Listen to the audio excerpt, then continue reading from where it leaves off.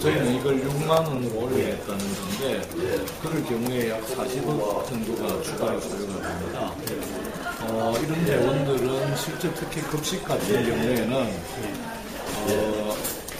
다른 지자체의 경우에 교육청과 지방자치단체가 대개 5대5 정도로 분담을 하고 있는데, 부산 같은 경우에는 교육청이 80%, 부산시가 20%밖에 분담하지 않기 때문에 다른 도시는 거의 대부분 이미 중학교까지 무상급식을 하고 있는데 부산이 못하고 있을 뿐입니다. 이 문제는 일단 뭐 법적인 강제력이 있는 것은 아니지만 대개의 지방자치단체에서 교육청과 지자체가 5대5 분담을 하고 있기 때문에 새로 시장이 되는 분들 그리고 시원이 되는 분들한테 설득해서 다른 도시처럼 하자라고 하고 또 그렇게 하지 않을 경우에 시민들의 여론을 형성해서라도 예산을 재배정을 하게 되면 실제 크게 추가 부담하지 않고도 지금의 예산 규모에서 중학생까지 시의 지원을 이끌어내어서 할 수 있다라고 봅니다. 그리고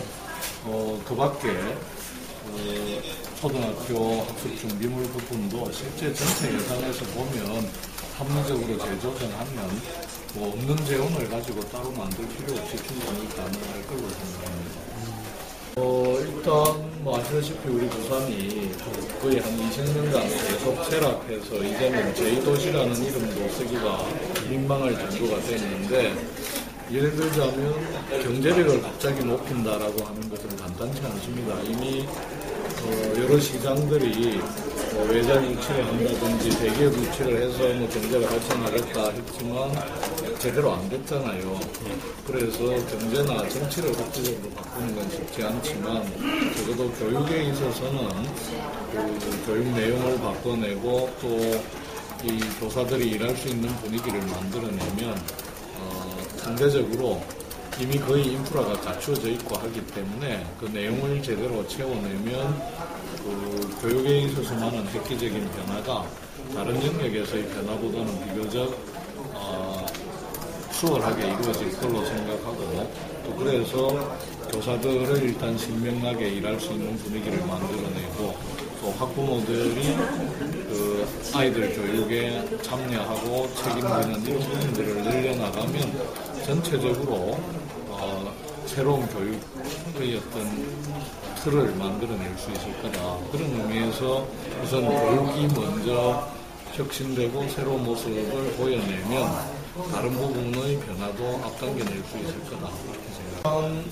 우리가 서울이나 수도권하고 비교해 볼 때 그쪽은 있는데 우리가 없는 것이 크게 세 가지입니다. 아까 제가 말씀드렸듯이 거의 대부분 수도권은 중학교까지 무상급식을 하고 있는데 우리는 오히려 초등하고 있기 때문에 그런 급식을 통해서 나타나는 학생 복지를 증진시키는 거, 이게 중요하고, 교육 내용 면에서 보면 부산이 학력은 점점 떨어지고 학교폭력은 가장 노출이 많이 되고 아이들 자살률도 제일 높고 이러기 때문에 학교를 바꾸는 것으로 서울이나 경기도에서 이미 나름대로 굉장히 성과를 내고 있는 혁신학교의 모델을 부산형 혁신학교로 이렇게 채용해서 공교육의 정상화하는 것, 이게 중요한 내용이고요.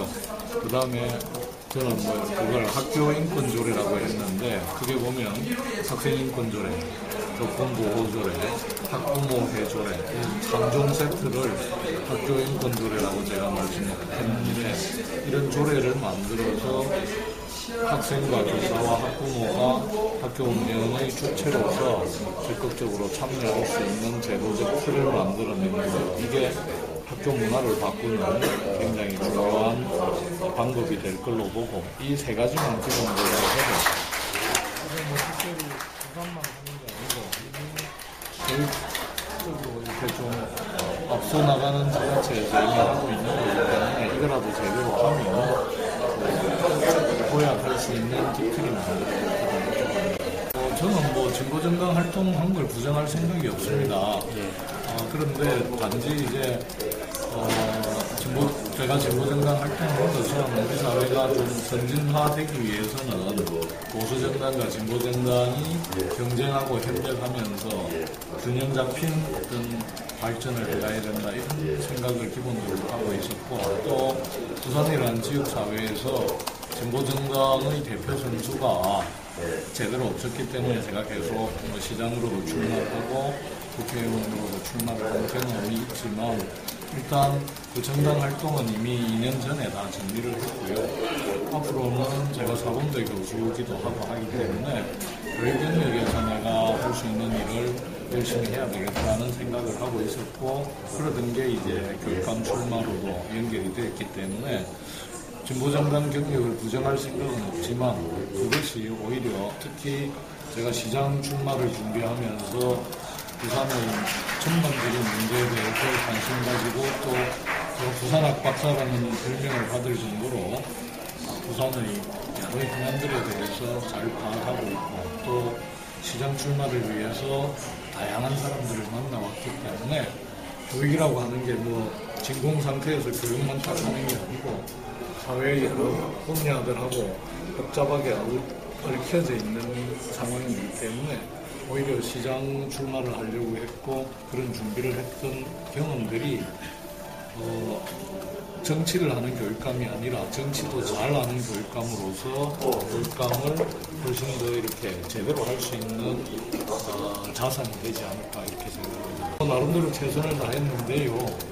힘들었다기보다 어쨌든 막판에 아까 말씀대로 이제 진보정당 활동했던 걸 가지고 굉장히 왜곡 평가적으로 이렇게 흑색 선전하는 부분들이 사실은 좀 어려움을 많이 만들었습니다. 그런데 제가 누차 말씀드렸듯이 그런 흑색 선전이나 인형 공방, 공세라고 하는 것은 이제 성숙한 시민들한테는 더 이상 그렇게 들어가지 않는다는 것을 이번 투표를 통해서도 확인하지 않았는가 이렇게 생각합니다.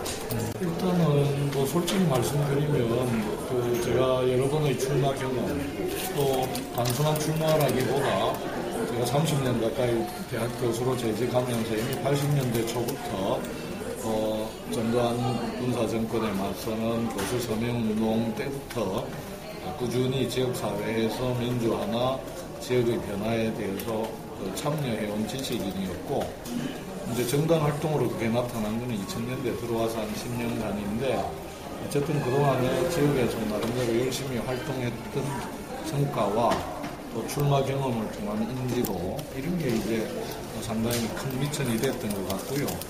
또 일부에서 얘기하듯이 제가 정말 옛날 폴리페서로서 정치권에만 기웃거렸다고 한다면 인지도 자체가 이제 부정적인 어떤 호감도가 아니라 비호감도로 나타나서 마이너스 효과를 가졌을 건데, 제가 시장 출마를 하고 하더라도 늘 평가는 사람 참 좋은데 당 때문에 어렵겠다 뭐 이런 이제 평가가 있을 정도로 전반적으로 김석준 개인에 대한 것은 상당히 우호적이거나 긍정적인 평가를 받았다고 자부하는데, 그런 게 이제 제가 교육감으로 나서니까 많은 분들이 이제 제 몸에 맞는 옷을 입고 나왔다 이런 평가들이 많았고, 그런 게 지지로 이렇게 나타나지 않았는가 생각합니다. 또 바로 그렇게 제가 지역에서 30년 가까이 교수로서 생활하면서 이렇게 나쁜 인상을 안 줬기 때문에 실제로 많은 분들이 이런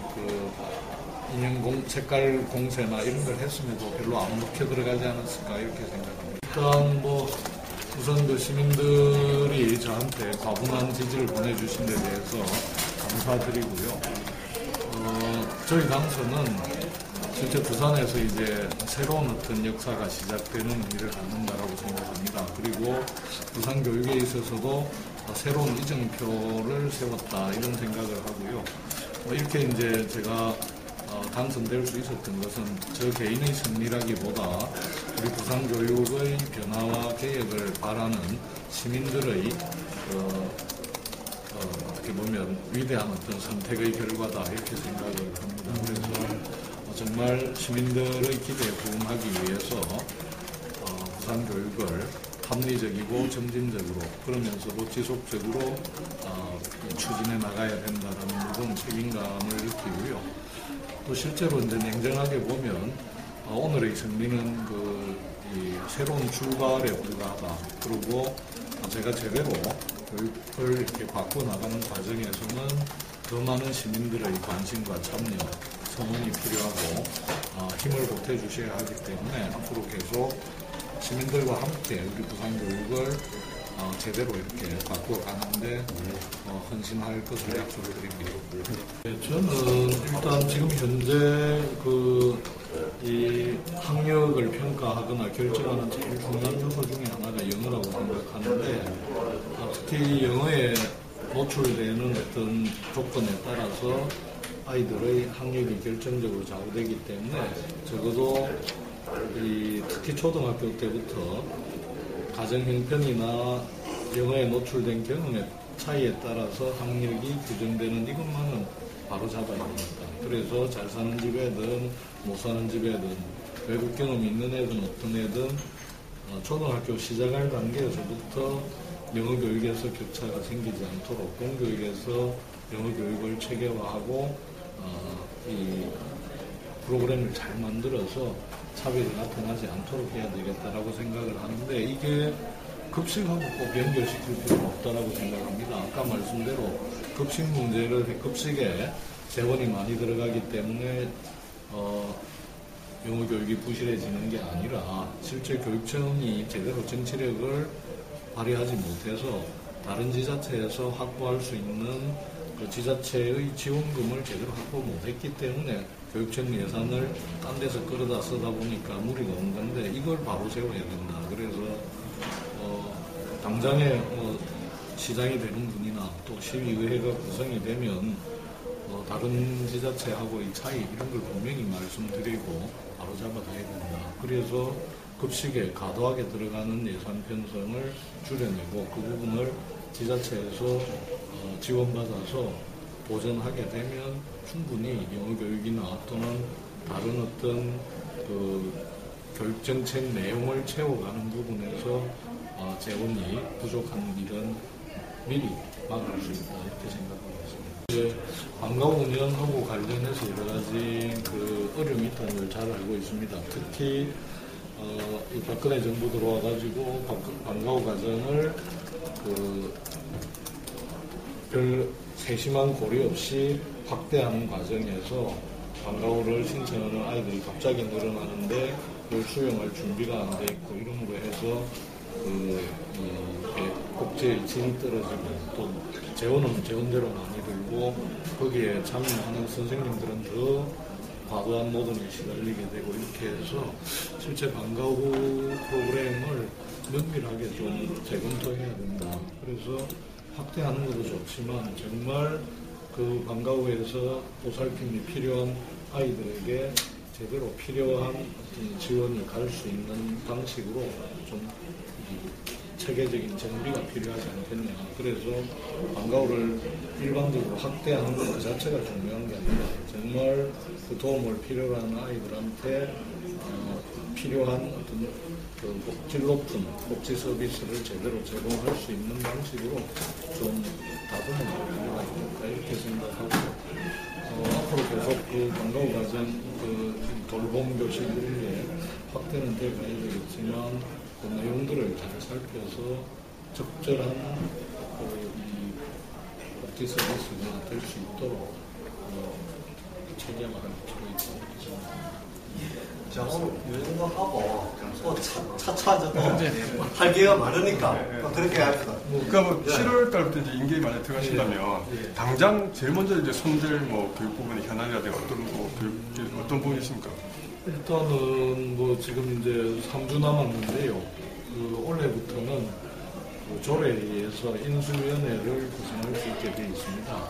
그래서 인수위원회를 구성해서 지금 교육청이 안고 있는 분한 문제들을 면밀하게 점검하고 다른 한편으로는 제가 공약했던 부분들을 연차적으로 어떻게 실행해 갈 것인지에 대한 로드맵을 제대로 세워가야 되고 그리고 제일 중요한 것은 어쨌든 원래 이미 예산이 반이 집행이 된 상태이기 때문에 원래 당장 가용할 자원들이 어떤 것인지를 면밀하게 짚어서 그 로드맵을 제대로 세워가는 게 꼭 필요할 것 같다. 그래서 지금 당장 뭘 하겠다라고 하는 건 저는 좀 이렇게 섣부른 얘기다. 그래서 제가 가지고 있는 부산과 지금 우리 교육청의 현황과 현재적 조건 이걸 잘 봐서 우선 인수위 때 이 로드맵을 제대로 세우는데 이게 제일 급할 거라고 생각합니다. 나중에 또